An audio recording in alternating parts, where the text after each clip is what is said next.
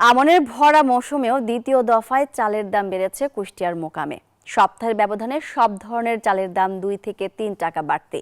মিলাররা বলছেন, ধানের বাজার বৃদ্ধির ফলে চালের দাম চড়া। আর বাজার তদারকিতে থাকা সরকারি কর্মকর্তারা বলছেন, চালের বাজারের লাগাম টানতে আমদানির বিকল্প নেই। মাহতাবউদ্দিন লালনের পাঠানো তথ্যচিত্রে ডেস্ক রিপোর্ট।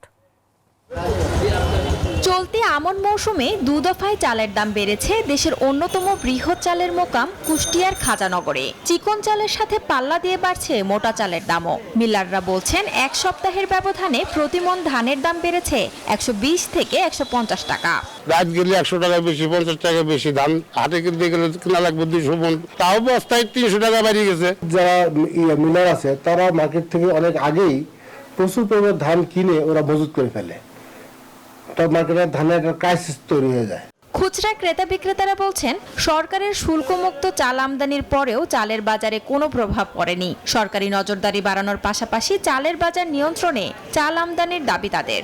চাহিদার তুলনায় সাপ্লাইটা যদি বাড়ে তাহলে হয়তো বাজারে একটা সুফল আসতে পারে। মিলাররা বলছে ধানের বাজারে সব চালের ধানের বাজারে 100 টাকা বেশি, চাউলের বাজারও সব কেজি প্রতি 2 টাকা 3 টাকা বেশি হয়ে গেছে।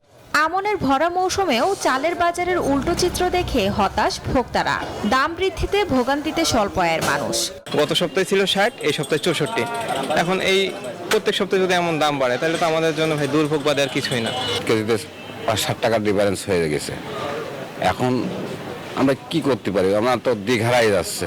এ বিষয়ে বাজার তদারকির সাথে জড়িতরা বলছেন, চালের বাজার নিয়ন্ত্রণে আমদানির কোনো বিকল্প নেই। দেশের উৎপাদন কিন্তু 3 ভাগের 1 ভাগ কম, তার মানে 2 ভাগ ধান উৎপন্ন হয়েছে। এখানে একটা ব্যাপক ঘাটতি রয়েছে। এই প্রেক্ষিতে অতি দ্রুত চাল আমদানি করতে হবে এবং সেই চালটা যাতে ভোক্তার কাছে যায়, এটা কঠোর নজরদারিতে রাখতে হবে।